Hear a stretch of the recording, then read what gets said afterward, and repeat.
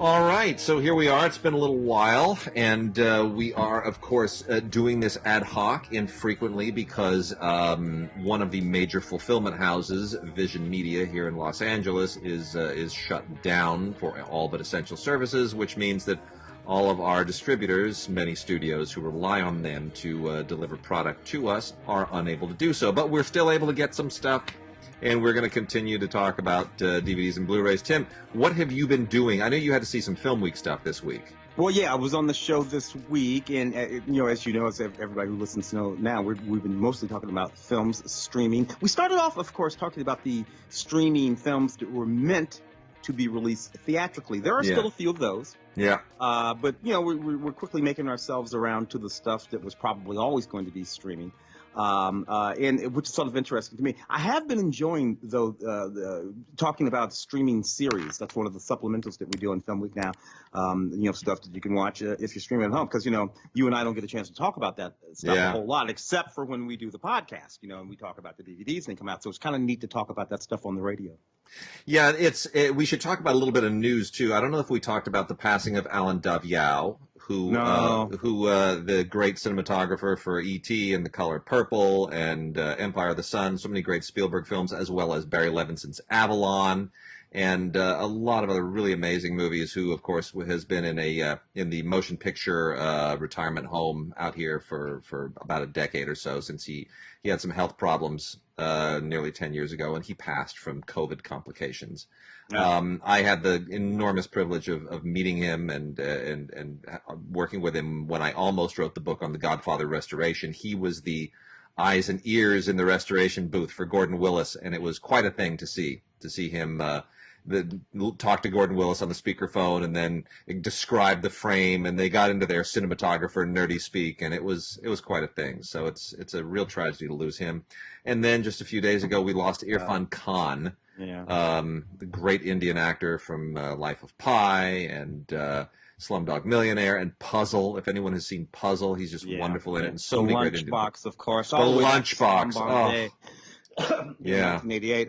Was that? I don't know if that was that was her debut film, right? That was. It sure was. Yeah, that's right. Yeah. He was meant to have a much bigger part in that film. She had to cut it down, and he ended up playing a much smaller role. But that was the film that was meant to make him a movie star in Bollywood, a Bollywood movie star. Yeah. But it took another almost 2 decades for that to happen proper. And interestingly, it really happened proper with her film, The Namesake. Yeah. That's the one that when he became international star. Yeah. That's really what made. Now, by the time you get to now, he's walking around India. He's like Madonna. He's a one name. Yeah, true. That's how big he was. Yeah. For 1 billion people. Amazing. If you wonder that's how big he. Yeah, man. Yeah. He's one of those actors, and my father loved these kinds of actors where he's so subtle, he's so restrained, and he takes it all down so low, but he's so compelling that if you're sitting in a theater and he's talking, you find yourself leaning forward. You know what I mean? It's like he draws you into the performance. He doesn't come out at you. He's not hitting the back row like he's playing, a Broadway theater or something. He pulls you in. He makes you want to listen. He was just a miraculous actor, and it's terribly sad. He died of a very strange complication with an infection and something related to digestion. He was diagnosed with a fairly rare cancer some years ago, and I don't know if they're connected but there it is. Interestingly, not directly related to COVID. How do you feel about the so the Academy has announced 2 rules changes this week. One of them is that for this year only, streaming films will be eligible for the Academy Awards. You don't have to meet the theatrical play requirements. I'm not quite sure how they are going to make rules allowances for the shorts and the documentaries, which have different rules, and because all the festivals that normally qualify the shorts there are none. So I'm not sure how they're playing those others, but at least for feature films, for the main categories, you can qualify as a streamer this year alone. And the other is they're combining the 2 sound categories, sound editing and sound mixing, into one. How do you feel about those? I have a problem with the second situation, sound editing, the combining of sound editing and sound mixing. They're not the same thing. I've done both. Yeah. And they're not the same thing, and I know why all of those craftspeople are going to be a little upset about that too. And the other thing, interesting, a couple of years ago, we were discussing Netflix and all of the streaming services putting their films in a theater for a week or two in very specific places to make them Academy eligible. But, while they were still running on platforms, films like Mud, of course, we had Roma and The Irishman last year, all these. But those films, they would try to do this thing. I think, is it Netflix that even bought a cinema in New York or something like that? They bought a few. They think they bought one in New York. They have bought into the Egyptian here. Yeah. So, all of these machinations in order to try to create a situation so that they could put a film in theatrical release so that it would be eligible for an Academy Award. And now we have this moment. Yeah. Yeah. Right. I mean, the irony just it runs a little deep. You know what I'm saying? You can't help it. Now, I'm okay with that situation. If I'm not mistaken, the films must have been intended to have a theatrical release anyway. This is not for films that were never intended to have a theatrical release this year. Am I wrong? I don't know if that is if there's a requirement, because see, a lot of films are still being acquired, so I'm not sure how you corroborate that. You can confirm it for a lot, like we know what films were scheduled to be released by certain distributors, but there are going to be some other films that are going to be on the bubble who get acquired this year, and then how do you know?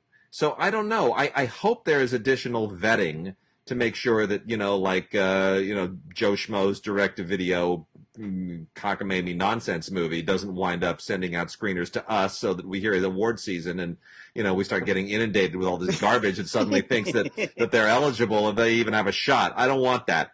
To a certain extent, these things are going to be self-filtering, right? I mean, films that are in no way, shape, or form eligible for, not eligible, but Academy Award worthy. Put it that way. Yeah. Look, if you want to, hey, dude, knock yourself out with that if you want to. But I kind of feel like these things will be self-filtering. Yeah. Your crappy films are still going to be crappy films. True.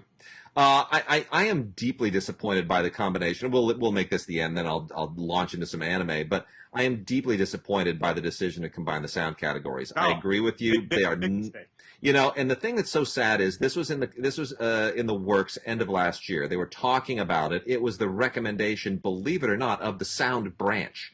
It was the branch that came up with this. Now, I can't imagine that the members of the branch would have been all that happy, but the reasoning being, well, nobody really knows the difference between these two categories, but we'll wait and see what happens at the next Oscars, because, it's usually the same film that wins them both. Well, sure enough, this year, they went to two different films. Yeah. Went to Ford versus Ferrari in 1917. And they still went ahead and did it, even though the Academy quite clearly understands the difference. And I'm wondering why they would, when they said, well, let's see what happens at this year's awards, clearly it didn't matter. They were going to go ahead and do it anyway. So I'm not quite sure why. It really, it's kind of problematic to me, but we'll see. For folks who don't know the difference, I'll explain it in the simplest possible way. It's more complicated than what I'm about to say, so there's no need to write in or do anything like that. But in the simplest possible way, a sound editor, aside from the fact that the word is right there, editing, right? Yeah. Also spends a good deal of time acquiring sound and then putting it together, right? It used to be sound effects editing. That used to be the name of the category. Yeah. And that's basically what it is. Yeah, and it's a sound mixer spends very little time acquiring sound. The sound has already been edited by the sound editor, and what they are doing is mixing in the levels to make put everything in the place that it's supposed to be in the level up to make it sound actually mixed correctly. It's a sloppy explanation, but more or less that's what it is. Yeah, they're two completely different talent sets, two different skill sets, and the people who do the one occasionally will do the other, but they're the ones that will also say to you, yeah, these are not the same thing. Yeah, exactly. Not even because close. They will in fact know that these aren't the same thing. Yeah. Well, anyway. Well, also of note, I want to make a mention, as long as we're talking about streaming stuff, that because Netflix doesn't need our help really. Neither does Amazon. Neither does Disney Plus. Neither does Hulu. But let me tell you something. Shout Factory TV is killing it. And on June 1st, put this in your calendars, kids, because this may be the only streaming platform you're going to want to have at that point. On June 1st, Shout Factory TV will make available on their streaming platform, which is available on everything else, Fire and Apple and Roku, all of them. They will make available on June 1st, for the first time ever, all 11 complete seasons of the Carol Burnett Show. Fantastic. So you binge that. That is hours and hours and hours and hours of Tim Conway doing wacky shtick and Harvey Korman losing it and not being able to keep a straight face. It is the most fun you will ever have. We grew up on this. Tim and I, could go on about this endlessly. But don't even get me started. Not to mention the wonderful costume designs of Mr. Bob Mackey. Oh gosh, so good. And the late Lyle Waggoner, of course, was on there as well. Yeah. So that is a date to be celebrated. June 1st, all 11 seasons of the Carol Burnett Show. I think I'm just going to have to binge the daylights out of that. Anyway, they also have Shout branded channels on Tubi and Amazon Prime and on Roku. So you'll be able to access this all kinds of different ways. But bottom line, Carol Burnett Show coming to Shout TV on June 1st. So I'm going to get started with a bunch of anime here. All right, brother. The anime companies, Section 23 and Funimation in particular, have done a great job of keeping the pipelines filled. And anime fans, this is designed for binging. Let me tell you, this is just binge-orama right here. Got some good stuff. Got let's see. Let me pull out some of the Sentai stuff first, because we got a whole bunch of really really good Sentai stuff from Section 23. We have got for people who are a bit prurient, the To Love Ru complete collection. This is a new English dubbed edition. If you're really into your naked nymphy young anime girls, you'll love this one. It's definitely not for the kids. So that's out there. Then there is also Bang Dream, the second season. Bang Dream is basically more of the Japanese fetish about school-age girls and girls in uniform, except it's very Josie and the Pussycats. It's it's a girl band. It's all about a girl band, a little high school teeny bopper girl band. It's not prurient. There's no nudity and kind of hentai type stuff going on, but it takes a little bit of the fun out of it. It's okay. Yeah. Anyway, 13 episodes here in this second season. The music is actually quite cute, to be honest. It's definitely Japanese pop, which has its own thing, and kind of in the same vein are the next two as well. Schoolgirls in Uniform. Oh man, are you kidding me? Cinderella 9. Except these are this is all about schoolgirls playing baseball. So it goes into the sports direction, not the music direction, but it's cute. The animation is fine. It doesn't break any ground. Obviously, the baseball thing is cute. And then we also have Review Starlight, which might be the funniest one of all of them. I don't know if it's intended to be funny, but this is about a group of girls who are part of a music academy, and they're graduating, and they have to put on this. It's like an annual. They have to sort. Oh gosh, how do you even describe this? Because it'll give it away. I don't want you to. They there's something about their academy that is not what it seems. And the girls at this dramatic musical academy are also not what they seem. And so when things get competitive, then things get a little bit supernatural and science fiction-y. That's all I'll tell you. It's very kind of superhero. It's very kind of it's sort of musical. It takes all of those schoolgirl motifs all of those superhero motifs, all those things that show up in anime about kids who really want to save the world, and kids becoming heroes because some ancient spirit called them or whatever. Anyway, it kind of blends all of that in one. It's really, really fun animation. It's surprising. It takes twists and turns you don't expect. It was more engaging to me than I ever would have imagined. We also have the complete collection of, I guess the way to pronounce this is WZ. It's a W apostrophe Z.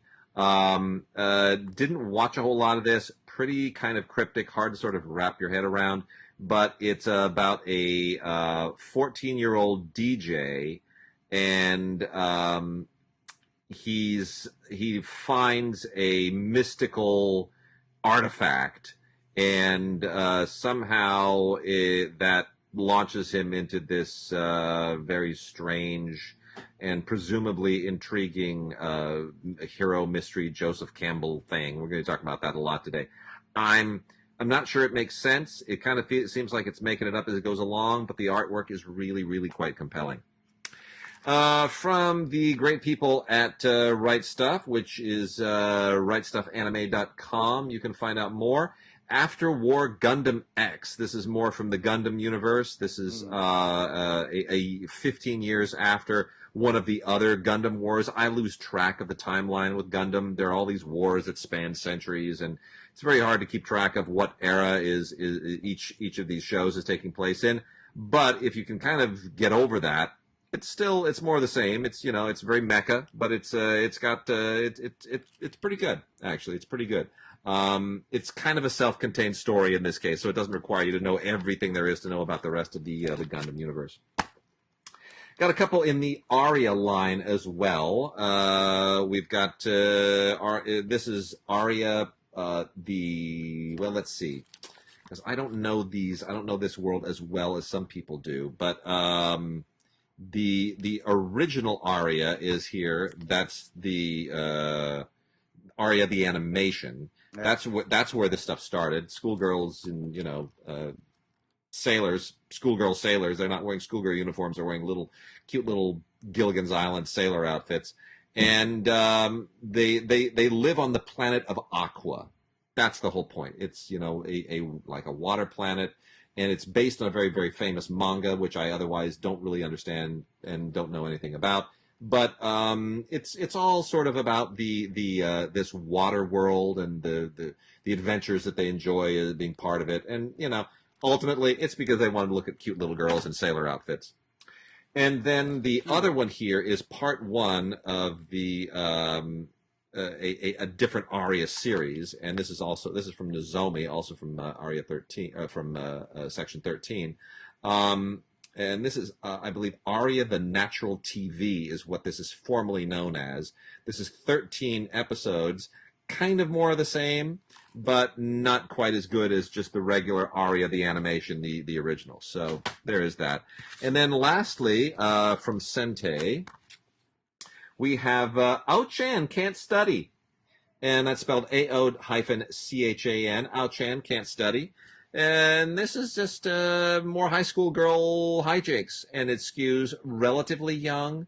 It's got a weird sense of humor to it because even though it skews young, her father writes erotic fiction, and that makes it kind of, you go, okay, is it really skewing young, or is it skewing like you watch a lot of this and you think, well, this is for little kids, and then you get into Dad and his little porn writing, and you go, maybe not so much. Kind of hard to figure out for whom this is created. Doesn't feel like adults, but it's also definitely not kids. It's very strange. Anyway, so it's about this, very, very kind of lonely girl, and how she navigates the ins and outs of this very weird life that she has with this unusual dad. Funimation has a ton of really, really cool stuff this week.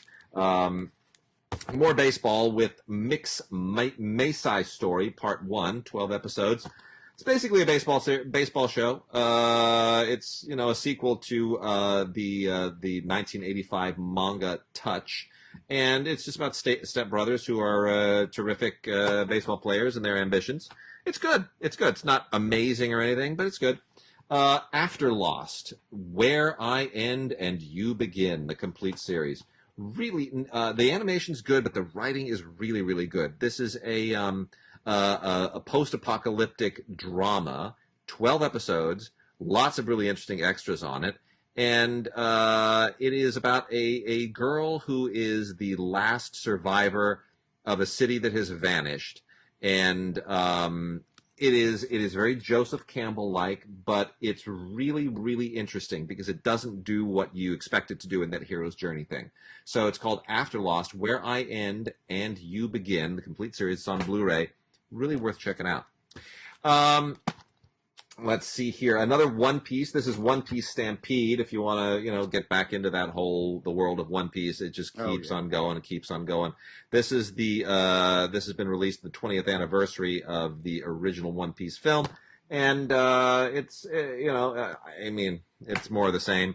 Firemen are the central concern in Fire Force, and that's about a unit. This is DVD and Blu-ray altogether. This was a big deal last year, and it is also kind of post-apocalyptic. The problem is, and you think we have problems with COVID, the problem here is that people just burst into flames randomly. Yeah. Can you imagine? That always burns. Yeah. There we go. Thank you, Tim Cockshell. Anyway, so this is about a force of firemen whose job is to not put out the inferno of a house, but to put out people when they just spontaneously burst into flames. And it takes a really, really weird turn in the middle. I'm not sure I like the turn that it takes. It's a little disturbing, but it certainly is unexpected. I will give them that. Attack on Titan, Season 3, Part 2, continues this amazing epic battle. This is a great, great digipack set. Has a really bunch of cool stuff in it, including a booklet, an 80-page art booklet with interviews with the people who made this. Attack on Titan is supposed to be turned into an epic live-action series as well. I think Warner Brothers has been planning to do that. Who knows when that's going to show up now. But anyway, tons of special features on this.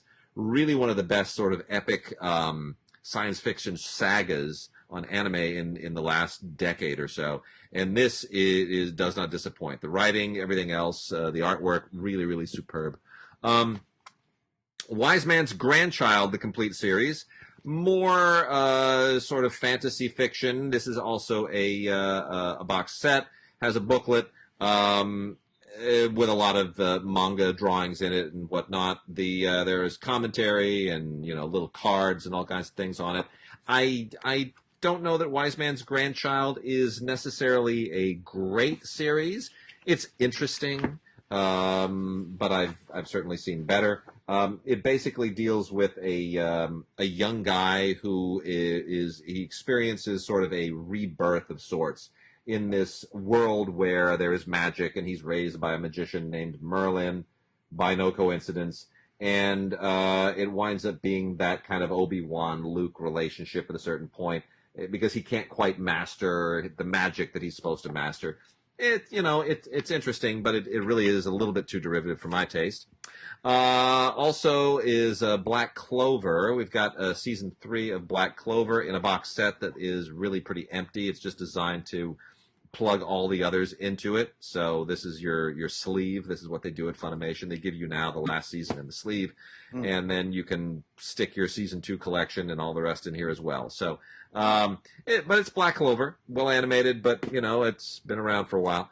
And then this is interesting: Anemone, Eureka 7 High Evolution. I love how the Japanese just pick such interesting color schemes for their women's hair sometimes. She's got pink hair. And this is a part of this ongoing movie trilogy, the Eureka 7 movie trilogy, and the story of Anemone. And she also is a lot of sort of female heroes' journey stories this week. She is her consciousness has been sent to another planet, if that even remotely makes sense. And that creates a narrative that's a little bit hard to follow sometimes. The animation doesn't necessarily make it easy, but once you sort of acclimate to what's going on, it kind of, the whole hero's journey thing sort of then does become a little bit easier to acclimate to. But that part of it makes it a little bit tricky, especially because the animation itself is kind of challenging at points. But nonetheless, there it is. That's our anime for the week. Tim, what are we going to bounce into next? I've been looking at some of these docs over here, so I'll do a few of those if you're into it. Yeah. Kind of neat, particularly this one, a 2018 documentary by a guy named Paul Duane called "While You Live, Shine." Very, very interesting subject here. So there's this thing called the Silicose Epitaph, and it is believed to be the oldest surviving complete musical composition on Earth. Whoa. Some people date it from the 1st or 2nd century AD. It's this sort of marble sleeve or column, and inscribed on it is all kinds of stuff, poetry and whatnot, but also musical composition, and it's believed to be exactly that, the oldest surviving complete musical composition. Much of this documentary is about that. It's about music, generally speaking, particularly old music, where music comes from, how musical notation came to be, and different keys and scales and things like that. But this extremely interesting thing is at the center of it. So if you're in any way, shape, or form interested in music, you're definitely going to want to see this film, While You Live, Shine. And then there's this neat. Tell me, Scream Queen, my Nightmare on Elm Street, correct? That's the film we're talking about? That's it. Because I talked about that film on the radio. So Nightmare on Elm Street 2 is actually the film we're talking about. Nightmare on Elm Street comes out, big gigantic hit. They make a sequel. And my Nightmare on Elm Street 2, even at the time, was the gayest film you had ever seen. Ever. It was so gay. I remember sitting, and funny how some guys didn't get it. I remember sitting next to Bridget, go see this movie. It's 1980 or whatever the hell it was that movie came out, Nightmare on Elm Street 2. Yeah. And my wife gives me a little nudge, and she says, "This film is so gay." And I'm like, "It is?" And then I continue watching the movie, and I'm like, "Oh, it is." It is. And if you watch it now, so I say this, and now everyone who goes and watches A Nightmare on Elm Street 2 is going to see this incredibly gay film. The star of that film was a guy named Mark Patton, who is at the center of this documentary about all of that. Mark was this up-and-coming young actor in the closet. He had been on Broadway and off-Broadway in a number of plays. He had been in TV commercials and a lot of television. He was an up-and-coming young guy, gets cast in this movie. And he simply plays the movie exactly as the movie was written, exactly as he was directed to play it. And by doing that, he basically outed himself. Oh my gosh. And because everyone was like, "Mark, we didn't know you were gay," and he's like, "Well, I am, but I don't know how you know." And he's like, "Well, we saw that movie, and you're so gay in that movie." And sure enough, if you go watch the movie, it's a very interesting sort of thing that's going on. Listening to all of these people from 35 years ago talk about that, it really it actually ended his career. At the time, being a sort of, because he was a bit of a sex symbol in the roles he had been playing. And it kind of took his career out. So this is a very sort of interesting look back at culture there and how we can be oblivious to things at times. The vinyl revival, neat documentary that explores the resurgence of vinyl. It looks at the last shop standing, which is this record store that was about to go out of business for a very, very long time, and somewhere along the way, vinyl records started to become popular again. I guess. Crazy. What would it be? Would it be your millenniums? Or would it be your Gen Xers? It's it feels like it started to happen about 20 years ago, actually. Yeah, I mean, because I remember when all the record stores turned into CD stores, and then the actual vinyl section, the one got larger and larger, and then the other got smaller and smaller. And there was a moment right after after 2000. When suddenly there are like these $35 vinyl special sets being released, and it's basically DJs who kept it alive. You know? Yeah. The real Ben Digger DJ guys, sampling and all that. This is a good documentary. You got Philip Selway from Radiohead. You got Nick Mason from Pink Floyd. You got Ada Utley from Portishead. All kinds of great guys. Joel Gideon from Brian Jonestown Massacre in there, all talking about the era that was, when it went away, and how and why and what it means to sort of coming back. I really, really like that. This Alex Gibney documentary, Citizen K, about Mikhail Godorowsky. Oh, this is great. I love this doc. Hey, look, this guy. This is just an interesting story. And I suppose different people have different points of views about this. I've been following this stuff for a very long time.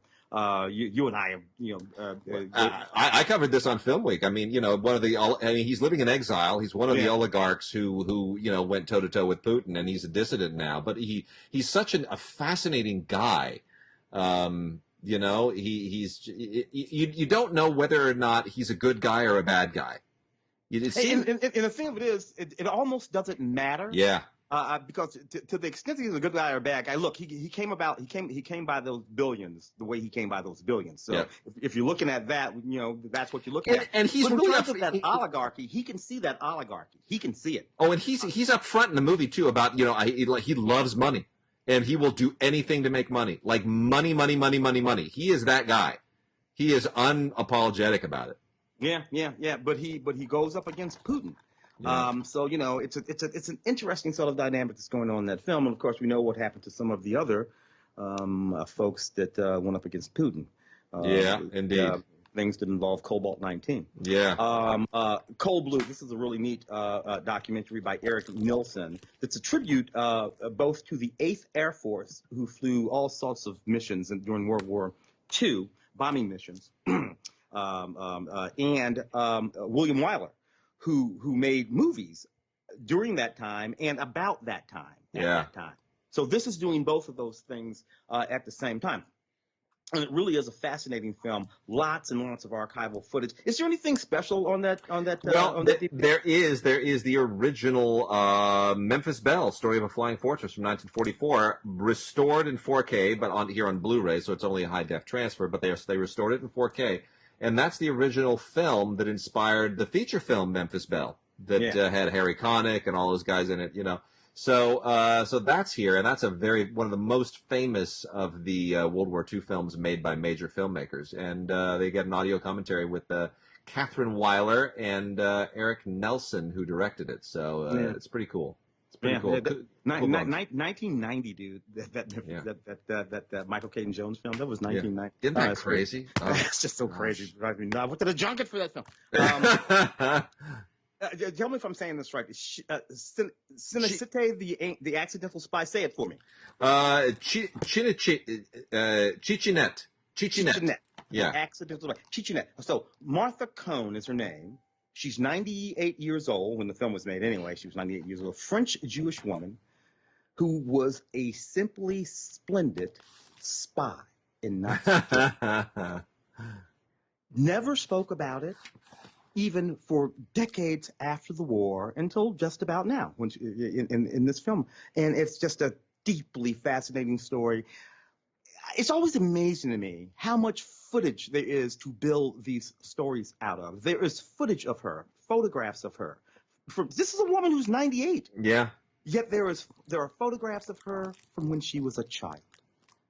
And you could the way families maintain some of these things, right? It's really fascinating and fantastic. And this narrative will just blow your mind, dude. I am sure of this: the bravest people who fought World War II were almost all little bitty women. Yeah. Like physically small women. The stories that you can tell of these absolutely minuscule women without guns, without airplanes, without bombs, we didn't get any of that crap, who did things that would chill the blood, the little tiny women, the bravest soldiers of World War II. I'm convinced of it. I love it. Fantastic movie, that. Say the name for me one more time. Chichinet. Yeah. Chichinet, the accidental spy. Chichinet, the accidental spy. The woman who loves giraffes, which is about exactly that. The woman. So her name is Anne Dagg, and in 1956, she became one of the first people ever to deeply and very specifically observe and report on any animal behavior, but specifically giraffe behavior, which, believe it or not, until 1956, not a lot of people have been thinking about. Didn't know how giraffes made it. Didn't know all kinds of things that we did not know about giraffes. It's just, I don't know. Maybe nobody thought about it. Jane Goodall went out there to do the chimpanzees, Yeah. and we thought we knew all kinds of things about chimpanzees. And then Jane Goodall came back and said, nah, this is what's going on with the monkeys. Yeah. So this same thing with the giraffe. And I got to tell you, if you were to ask me just about anything about a giraffe, I'm pretty sure my answer would be I have no idea. I don't know anything about giraffes. In my mind, I always thought they were associated with horses, not remotely in any way, shape, or form. They had 4 legs. I just, anyway, fascinating film. This last one here on my list. Wait, how do you say the name of this one? Heimat. Heimat is a space in time. This is a terrific movie. Yeah, a documentary by Thomas Heiss or Heiss. Heise, I think is how you pronounce it, but yeah. German last name, and it really should be watched with the Cinecittà film. They should go together. They should watch them together. He's looking at 4 generations of his own family, deep back into the 19th century. And while he's doing that, and exploring what happens to his family and how his family evolves over the course of this time, what he's really looking at is Germany in the last century. Yeah. And of course, Germany in the last century, 2 world wars, everything that happened post the division of the reuniting of the country. All of that is what you get to see when you watch this film, even as he's mostly talking about his own family. It's absolutely fascinating. Yeah, it's one of the. It reminded me in some ways of Derek Jarman's Blue, which is, Derek Jarman made Blue when he was dying of AIDS, and it's just a blue screen and him talking about, ranting and raving and just but there's something similarly personal here. And it's personal essay film, but it's beautifully done. It's really beautifully done. And you learn so much about a period and a place along with the sort of interesting details of his family's life. And this is an Icarus DVD. It includes a Q&A from the New York Film Festival with Thomas Heise, which is very, very interesting, and a booklet, which makes it superb for educational uses. So if you're an educator, this is something you really, really want to might want to think about. It's really good. Heimat is a space in time. It's a superb film. Let's take a dive into some of the new movies this week. We have 2 4Ks. It's been hard to get some of the studio 4K stuff because it's all bottled up over there at Vision Media. Hopefully, in the next couple of weeks, we'll get some loosening of restrictions in California, and Vision can start mailing that stuff out again. Yeah. But we've got, look at there, COVID just got me again. And by the way, as long as we're on the subject, I got. And I think I emailed you on this. I just literally like about 45 minutes ago or an hour ago, I got stuck for the antibody test. So we'll find out if all of my hacking during those shows in January was in fact COVID related or not. Look, I haven't gotten the antibody test. I don't have to. I know I had it. Yeah. Oh, really? I know I did. And I will eventually because they want you to do it because maybe your plasma might be useful or whatever. But I know I did. I absolutely know it. Well, we'll if we both did, we'll go out and we'll give plasma together. So we've got The Gentleman on 4K, the Guy Ritchie film, which has a freaking loaded cast, man. Matthew McConaughey, Charlie Hunnam, Henry Golding, Michelle Dockery, and then to hold it down for the old guys, Colin Farrell and Hugh Grant show up in very, very funny parts. I don't know quite how I feel about this on balance, to be honest. This is a Miramax branded film, by the way. This is one of the first films to have the Miramax name on it in a long time. I think that's very strange. But otherwise, Universal has put it out on disc, and STX Films released it in theaters. It is on 4K. I kind of feel like I'm over Guy Ritchie's doing this shtick, to be honest. Yeah, dude. Look, I will say it straight up. He's been making this movie for like 20 years now. Yeah. And it was really wicked cool the first 2 times. Yeah. And then he wandered off and he made those Sherlock Holmes movies. But he kind of made them in the same way. Yeah. If you watch those movies, they're just Guy Ritchie movies set in 1895. Even Aladdin is the same thing. Yeah. And now he's just actually literally doing it again. All right, you know what? I'm over it. I am too. I mean, I do love the cast. I think Henry Golding is very interesting being cast against type. I like Hugh Grant playing, slime balls. That's interesting. Yeah. Colin Farrell's always good. Matthew McConaughey's kind of just being himself. But otherwise, and Michelle Dockery, it's nice to see her, not in period.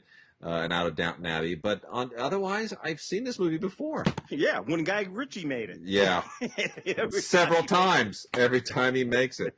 The other 4K is Ip Man 4, the finale. Now, if you've lost track, there are three different Ip Man franchises that have been done in Hong Kong.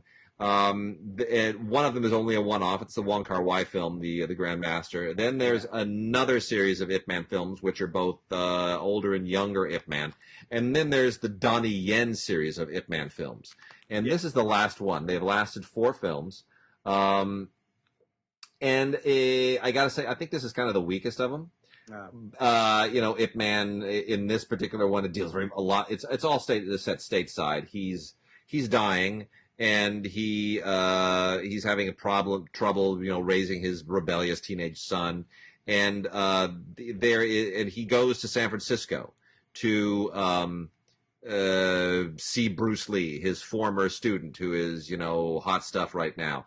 But he runs into conflict there with the local martial arts gurus. It's not even the right way to put it. All of the sifus of the local schools who don't like what Bruce is doing because he's teaching kung fu to white people and black people and non-Asian people. Mm-hmm. And at the same time, they are subject to a lot of anti-Asian racism at the time. This is all, early 1960s, right before Ip Man dies because he was a chain smoker his whole life. And it's pretty dumb for the most part. It doesn't do the story as well as previous Ip Man films have done. Donnie still plays the hell out of it. He does a great job. He still looks 25. It's ridiculous how young Donnie Yen looks. It's crazy. He's been at this for 40 years, and he's still killing it. But I will say this. First of all, there's a moment in there where there's this like really horrible racist American Marine. Like the American soldiers are the ones that are most racist of all. And this one Marine he's gonna use karate to really show him that kung fu is inferior. And this racist white Marine. And you sit there and you watch this and you go, that white Marine looks Asian to me. I don't understand what's going on. And sure enough, the actor who plays him, who is a former Marine, by the way, who runs a dojo in Hong Kong, is half Japanese. He's half Japanese. They cast a half Japanese guy as a racist. I don't understand. And it's so obvious. It's not like you're looking at Keanu Reeves, right? And you go, I think he might be part Asian, maybe? No, it's like obvious. You're like, that's not a white guy. That's not a white guy. It's just it might be a little white, but it's not a white guy.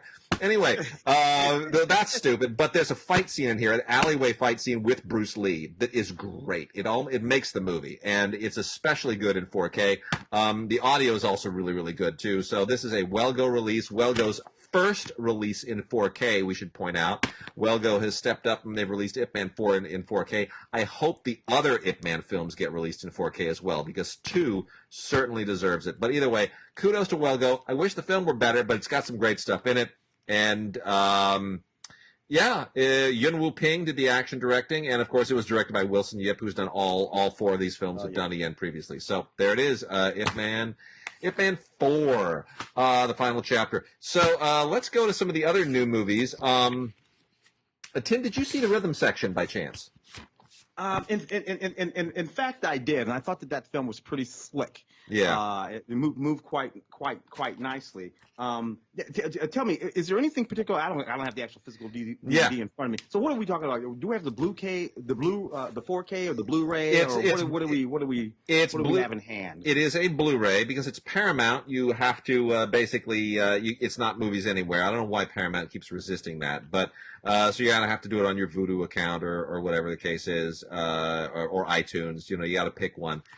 Hopefully at one point you don't have to, and they'll just go with Movies Anywhere. I don't know what the cost issue is, but anyway, it's a pretty neat movie. Blake Lively, it's a revenge movie. Yeah, it's a revenge movie. She's doing the crash. They killed her family. She's gonna go get them, and she in fact does. Yeah, I mean she had a horrible loss of her family. She's turned into like a prostitute and a heroin addict until Jude Law, who's a a renegade ex-secret agent, pulls her out and says, "You want to get revenge? Here, I'll teach you how to be La Femme Nikita," and he basically does. It's got a lot of rip-roaring stuff in it. Blake Lively's really good. It was produced by Barbara Broccoli. I think they wanted this to be a franchise. I don't know if it's necessarily going to be, but it fits right in. It slots right in there, kind of with Salt and Atomic Blonde and La Femme Nikita and all the badass, butt-kicking, revenge-driven girl movies. There it is. So, and I like Jude Law in this a lot. It's just Jude.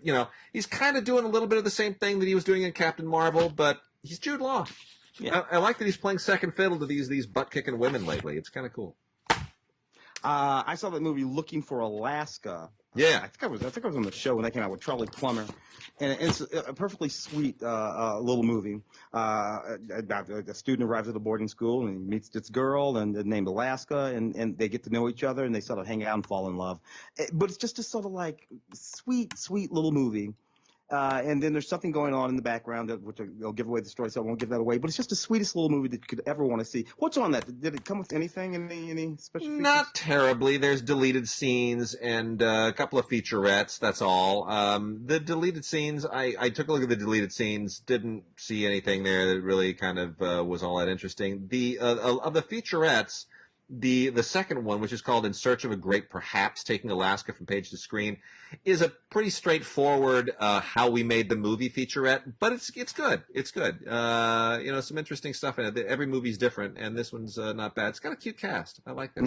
Yeah. I saw that movie Like a Boss for the show when it came out, a couple of months ago. Miguel, Tiffany Haddish film with Rose Byrne. That's a very sort of weird casting there. Tiffany Haddish and Rose Byrne as lifelong friends, go all the way back to junior high, and they're sort of coming up, and they've had this company and they're trying to make some money, and then Salma Hayek comes in as this shark who runs this gigantic corporation. She's going to buy their company, but she wants to reshape their company into her own sort of image, and Tiffany doesn't want that to happen, but Rose is kind of, we need to pay the bills. And then you have one of these sort of wacky comedies. It was, by fits and hitches, it was occasionally funny. Yeah. But not like Billy Porter was the thing. He was funny. He's just hysterical, Billy Porter. I don't know where that guy came from. I don't either. Thank goodness for him. I still feel though Rose Byrne. I feel like both. The part of the thing here is that Rose Byrne and Tiffany Haddish both deserve a better movie than this. Yeah. And it might be one that they're both in. It might not be. But I feel like Rose Byrne has never quite found her groove in a movie. And I feel like nobody has quite yet written a comedy that steps up to what Tiffany Haddish can do. Yeah. She can carry a movie, but I just don't know that anybody's written one for her. So we'll see. The Dark Red. So the Dark Red is basically one of the. It's like it's in the Rosemary's Baby, evil spawn, Hereditary, right? It's in that genre, and I don't know if it really quite works. She's been kidnapped basically by this weird cult. That it has to do with your blood type, which I never quite understood, and presumably it lets you. She possesses the power to basically control other people's thoughts. Anyway, and it all has to do with her child, and it gets a little bit overly convoluted with all of the mythology. Is it scary? I guess so. If you turn the lights out and watch it at like 1 a.m, it's probably going to scare the daylights out of you. I don't know that it's necessarily better than something like Hereditary, which I don't particularly love, but it's Hereditary at least didn't require me to do mental gymnastics to sort of figure out all the stuff involved in it. Ride Like a Girl. Teresa Palmer and Sam Neill. Interesting Australian film, true story of Michelle Payne. Did you get a chance to see this one, Tim? I did not see that one for the show. No, it's really a great story. It's the true story of Michelle Payne, who from the time she was a little girl, she wanted to be a jockey, and it's all about the realizing your life's goal, which was to win the Melbourne Cup, and it's not a straight shot. It's a rough story and all the life hurdles you've got to go through. Sam Neill plays her dad beautifully and wonderfully, and you know, I'm not giving anything away. The movie wouldn't exist if she didn't actually grow up to win the Melbourne Cup. That's kind of what the story's all about. So, yes, she does succeed. But the story is, of course, how and what she overcomes. And it's ultimately about the family relationships with her dad and her brother. And it's very, very sweet. It's just really, really sweet. There's certain things I'm not going to give away because you don't expect them. But, boy, it really has so much heart. So it's really sweet. I'm just sorry it's not on Blu-ray. It's only on DVD from Paramount. But it's still worth checking out, even if you just rent it. Ride Like a Girl also includes a digital code. All right. Let's see, where else are we going to go now? Where are we going? Well, you know what? Let me knock off a couple of TV things here. We were not able to get physical product for these, but because obviously the constraint, but we were able to get some links to take a look at them. And the first one is, hang on, Infinity Train, Book 1, a Cartoon Network series that I was not familiar with. This is really interesting. Have you followed this? It started in 2016. Don't know that one. Infinity Train is an animated show. It's kind of like, it's about this fantasy train, which is like the good version of Snowpiercer. You know, Snowpiercer is everything that's wrong about society crammed into this like class divided train. This is a train that has all of these. It's like a magic train, and the cars of the train give you all of these really interesting sort of. They're all like fantasy escapes, right? Different worlds on the train, and the passengers they pick up are people who need to resolve something. So it's a little bit like Fantasy Island on a train, if that makes sense, right? And so each book is apparently a different story, and book 1 is very specifically the story of Tulip, this girl who Ashley Jolson is the actress who does the voice, who's this teenage girl who is really, really just plagued by the fact that her parents are getting divorced, and she through the the adventure on the train is able to sort of come to grips with these things. And she's a really interesting character, and she doesn't necessarily want to stay on the train. That's what makes it really interesting. So Infinity Train Book 1, I think, is really, really good for kids. It touches on so many interesting subjects and everything else. The other one that we got sent, and I was able to pretty much look at all of this, was the Season 8 box set of Arrow. Doesn't look as good streaming. I actually followed all of that, man. So Arrow, it's last season of Arrow, only 10 episodes. Right? Yeah, but of course you have all this crossover stuff going on with, with Supergirl and Flash and the Infinity. So I depends on whether you're not going to count those. Yeah, it winds up being about 14 episodes if you watch the crossover stuff, because it's the war on it's the DC crisis on Infinite Earths narrative, which is one of the big moments in the history of DC Comics, where they said we've got to retcon everything because we're not hip like Marvel, and we haven't really created a cohesive world. We've been contradicting ourselves for 40 years.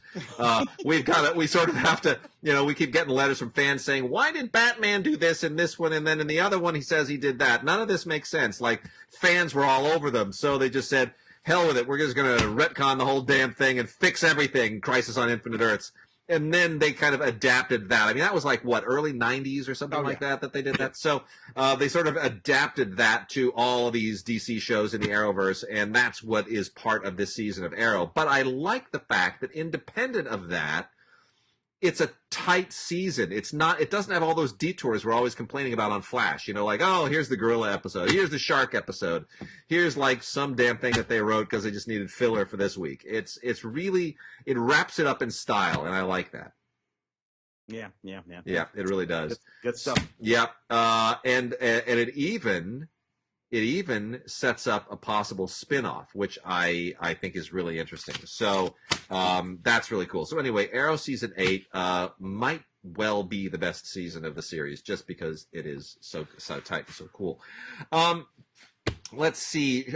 So let's touch on some older movies real quick. We've got a ton of Kino here. Let me just ramble. Let me see how long we got left on the show too.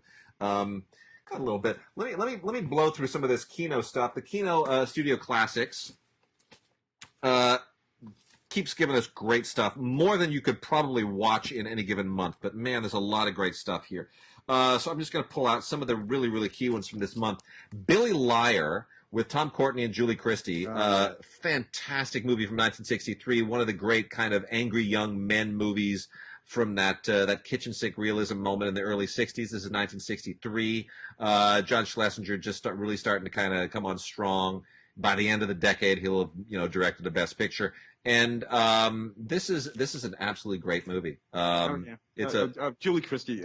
Just oh my gosh, it's in that movie. Just 1963 Julie Christie. Forget about it. I know. It just captures that moment, that kind of hip early 60s moment in England. And Tom Courtenay is just absolutely terrific as this guy who's an assistant to an undertaker, who is kind of he's sort of a Walter Mitty type figure, like a grittier Walter Mitty, and that's why they call him Billy Liar, because he makes up these stories. And Julie Christie is just gorgeous and hot, and she's got all the hip fashion, and she's just it.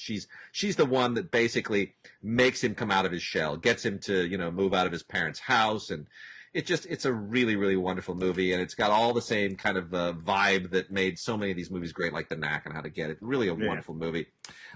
Lives of a Bengal Lancer from 1935 with Gary Cooper is kind of forgotten now, but they've restored this beautifully with a new 4K master, directed by Henry Hathaway, and considering that that movies are really, like, talkies are pretty young at this time. Yeah. This is already really sophisticated filmmaking by 1935. Hollywood figured it out very, very, very quickly, and this is set in India during the Raj, and the story of the Khyber Pass and the men who guard it, and all of the military and melodramatic machinations that go on thereabouts.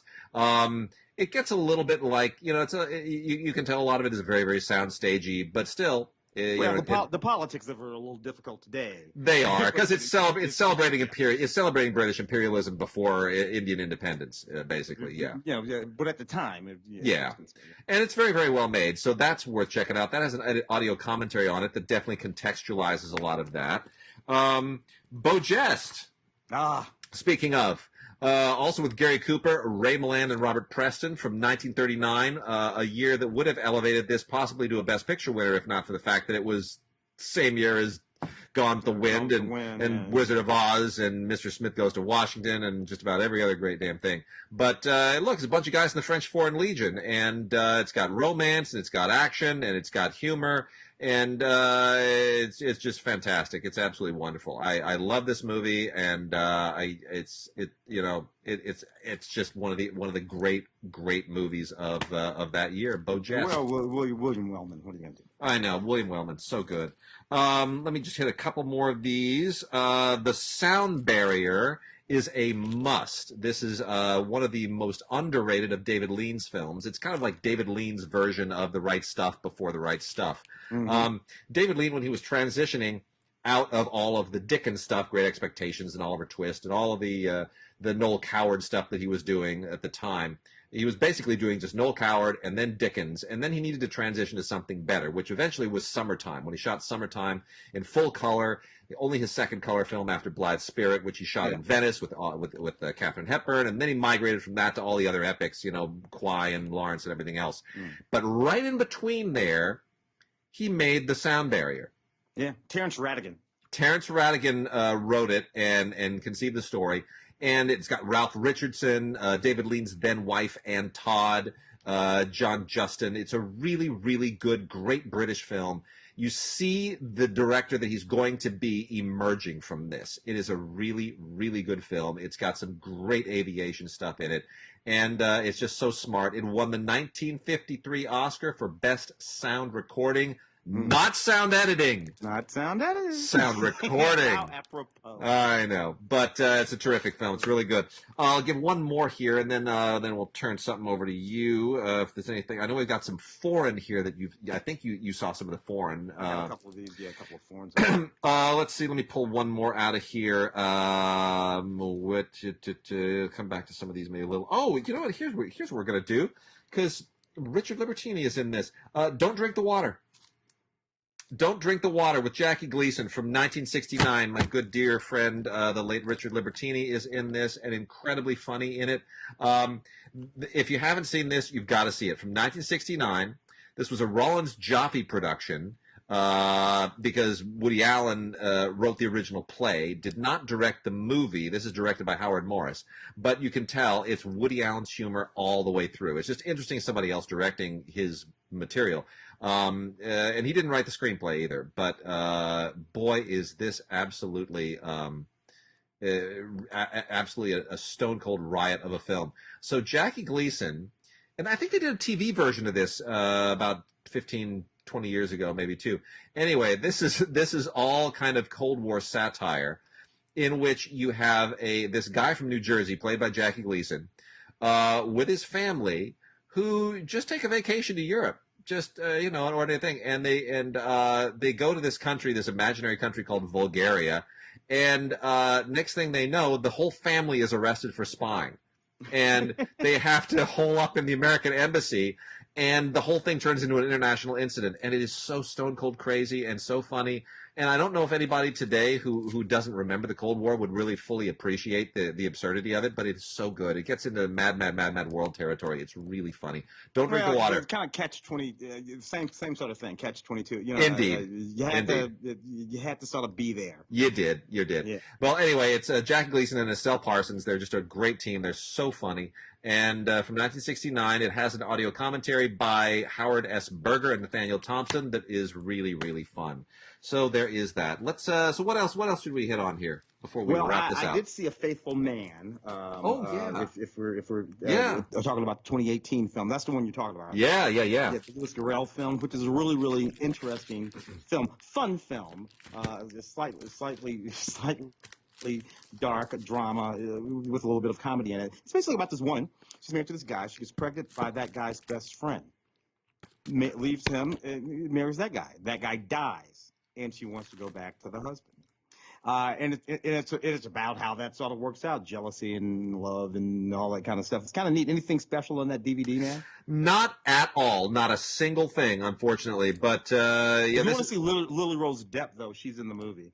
She looks just like her mom. It makes me feel old. When I lived in France, her mom, Vanessa Paradis, who later married Johnny Depp, was a teen singing sensation. I still remember that damn song "Joe le Taxi" playing on the radio everywhere. Joe le Taxi is nonstop. You're like, oh, Vanessa Paradis, she's such a cute girl. And now her freaking daughter is older. Makes me feel so old, I can't stand it, but it looks just like she did. She's a spitting image of her mom. There's very little Johnny in that face. If you look really closely, you're like, yeah, a little bit. It's in the chin, but she has her mother's face. And anyway, Johnny should have stayed with Vanessa, if you ask me. Boy, Color I agree. People on Fire, which is really, really sort of funny comedy that takes place. You have this Palestinian kid from East Jerusalem. He works on this soap opera. The soap opera, which is hysterical, it's about a Palestinian spy who falls in love with an Israeli police officer. And Palestinians love the soap opera, and Israelis love the soap opera. And central to the soap opera is this checkpoint that you have to go. And that checkpoint is the actual checkpoint that our hero in this film has to pass through literally every day. And, given the circumstances in Israel and Palestine and the tensions and all of that together, that a film like this can come out of all of that, a film so funny and so sharp and so insightful, because Palestinians, of course, love that show for a whole set of different reasons than Israelis love that show. Yeah. yet they all love the show. Yeah. Or interpreting it completely and totally incorrectly. I thought it was just an absolutely hysterical old movie. Tell People on Fire.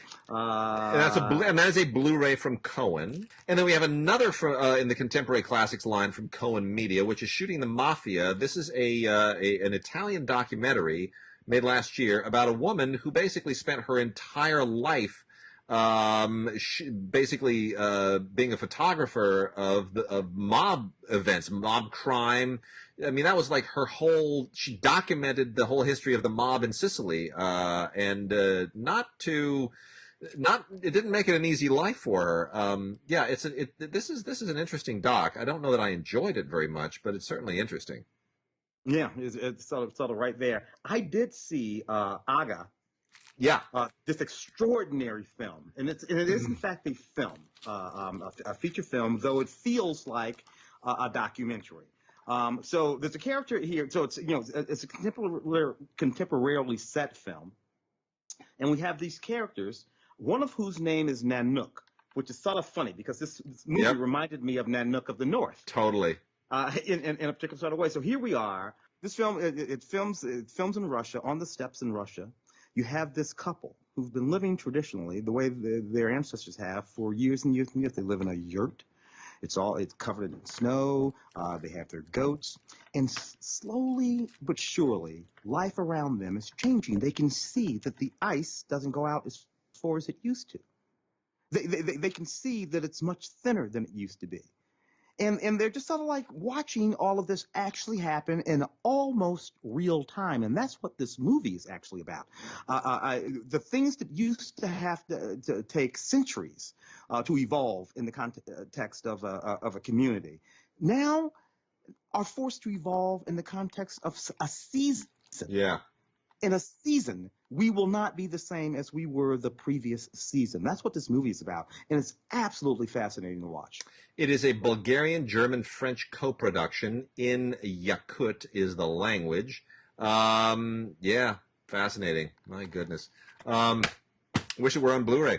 We've also got a trio of films here from VCI, which represent the classics of Mexican cinema line, the Clásicos del Cine Mexicano, or Cine Mexicano.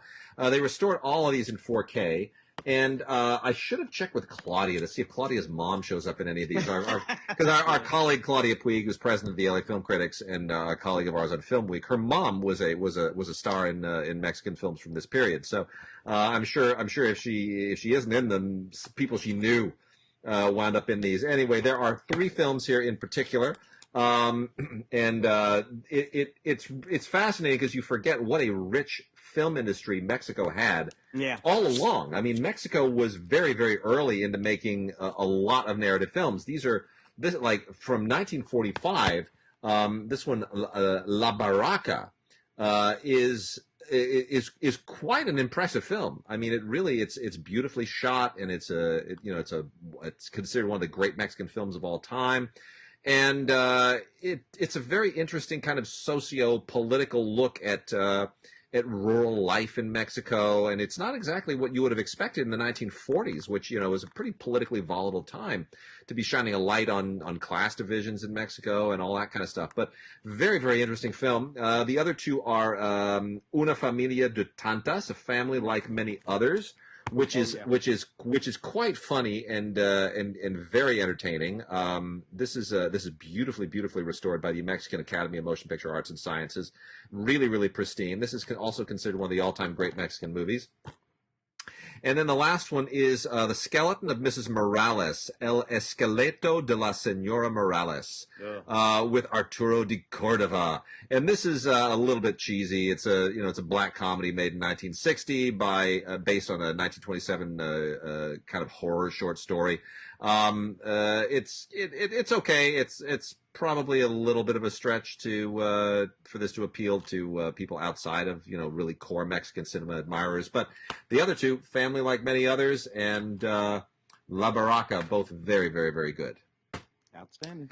Let's see what else we got here. Real quickly, we've got about 5 minutes left before we call this quits. Got another 4K here. This is an animated film. And this will be a giveaway this week. I've got 5 giveaways if you want Blu-ray copies of this. I'm reviewing the 4K right now, but we've got animated Blu-rays to give away for this animated film. This is from Wellgo. It's called NeZha, Choose Your Destiny, NeZha. It is really, really. This is a very unusual movie because it's the story of a boy named NeZha who he's sort of a demigod. He's kind of born of mythical origins. Kind of a demon child. Kind of a demon child. Yeah, a little bit. Yeah, kind of. Yeah, and he's feared because of what his destiny presumably is. You know, he's supposed to be like the destroyer of the world. And so the question is, do you get to choose your destiny if someone else has chosen it for you? I mean, does free will mean anything? Do you have to be that thing that you're forecast?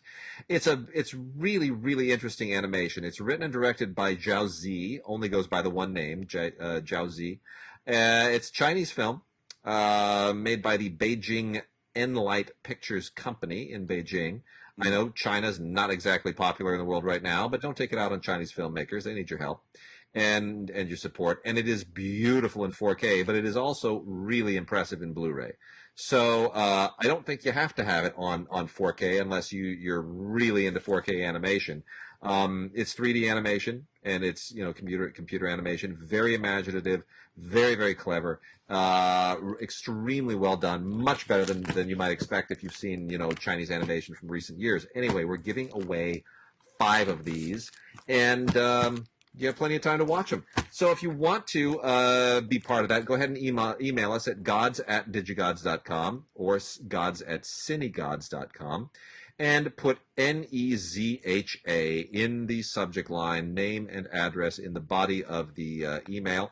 The Postal Service is not at its highest level of efficiency right now, so it could take some time. But once we let you know, you can go ahead and once we let you know that you've won, go ahead and do it. Make sure those emails get to us, please, by May 7th. May 7th. And then we will pick 5 very lucky people to get Blu-ray copies of NeZha Choose Your Destiny.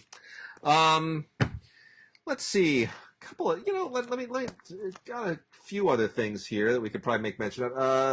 Criterions. Let's talk about I see some of these down at the bottom of my list. Let's do these Criterions. Are you a fan of Miranda July, Tim? Well, yeah, that answers my question. I can't say anything. Yeah, I mean, here's the thing. Miranda July is, of course, part of the whole whatchamacallit, the puffy chair, the brothers, the Duplass boys and all that. Yeah, she's part of that whole movement, the mumblecore. That's it, the mumblecore movement. I find those movies just really flabby and not very interesting. But I guess the whole point of them is that they're flabby. This was made in 2005, right about the beginning of that mumblecore thing, and it's it's me, you, and everyone we know, and it's well intentioned. It's got the Criterion treatment, so it clearly means something to somebody. Miranda July certainly has a following. I don't particularly like the film, but what do I know? It's on Criterion. If you're a Criterion completist, you got to have it. It definitely, for me, the extras are more interesting. There's a conversation with July and Lena Dunham about, and don't worry if you hate Lena Dunham, it's okay. She's just basically carrying on the conversation about how July became, a filmmaker and got into, making movies. And there's, stuff from the Deauville Film Festival. There's some stuff from July's own archives, footage from the 2003 Sundance Lab where she workshopped this film. And then there's, short films that she made and a bunch of other stuff. So it's kind of a celebration of Miranda July. Then there is The Cremator, Cremator, by Juraj Herz from 1969. This is a Czech New Wave film. Yeah. Czech New Wave film. Yeah. Juraj Herz.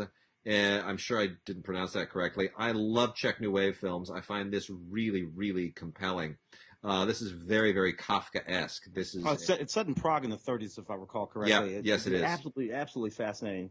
Yeah, it is. To take a look at. Yeah, it's really good. I mean, it's everything those Czech New Wave films are, which is it makes really potent commentary on totalitarianism and all of those sort of Kafka-esque.